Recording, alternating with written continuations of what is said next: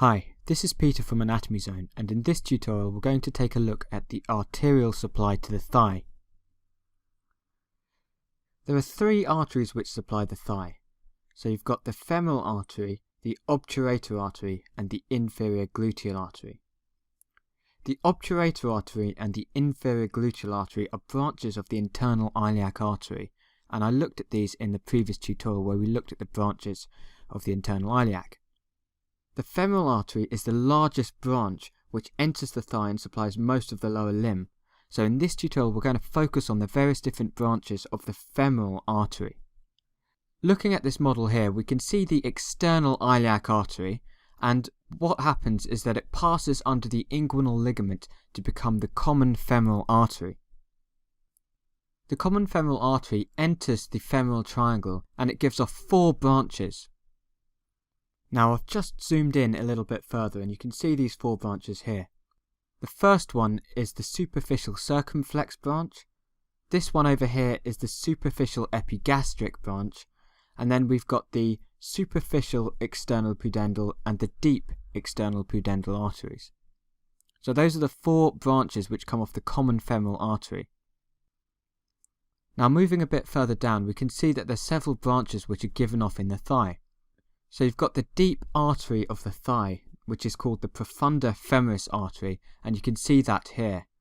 This artery is the main supply to the adductor, the extensor and the flexor muscles of the thigh.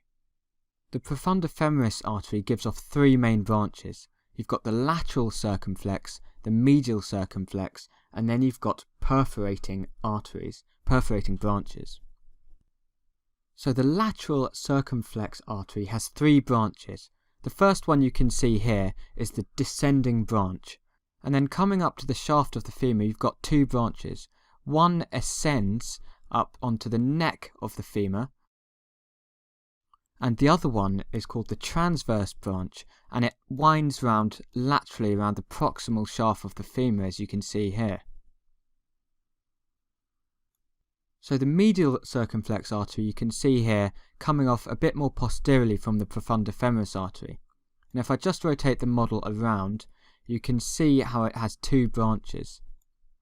So it's got one branch which, like the branch of the lateral circumflex artery, ascends. So there's an ascending branch which anastomoses with the ascending branch of the lateral circumflex artery, and you can see that here. And there's also a transverse branch which also anastomoses with the transverse branch of the lateral circumflex artery. So the lateral and medial circumflex branches arise quite proximally on the profunda femoris artery, and if we move distally we can take a look at the perforating branches.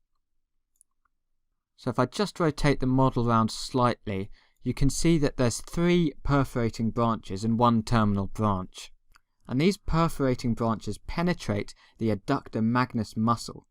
And if I rotate round to a posterior view,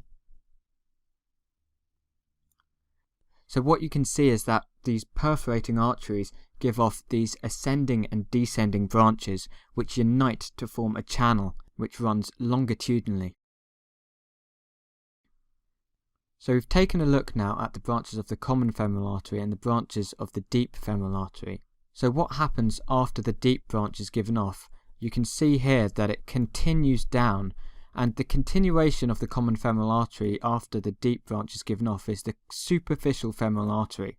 So I'm just going to continue to bring the model inferiorly, and you can see what happens as it reaches the distal femur. So the superficial femoral artery then passes through this hole in the adductor magnus muscle known as the adductor hiatus. And when it does this, it becomes the popliteal artery as it enters the posterior compartment.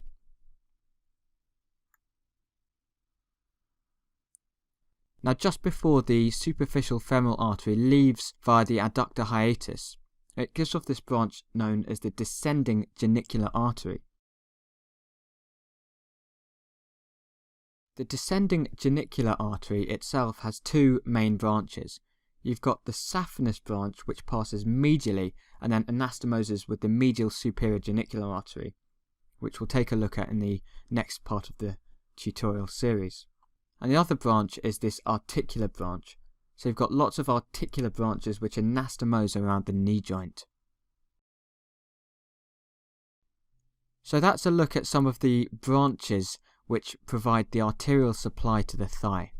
In the next tutorials we'll take a look at the arterial supply to the knee, the leg and the foot.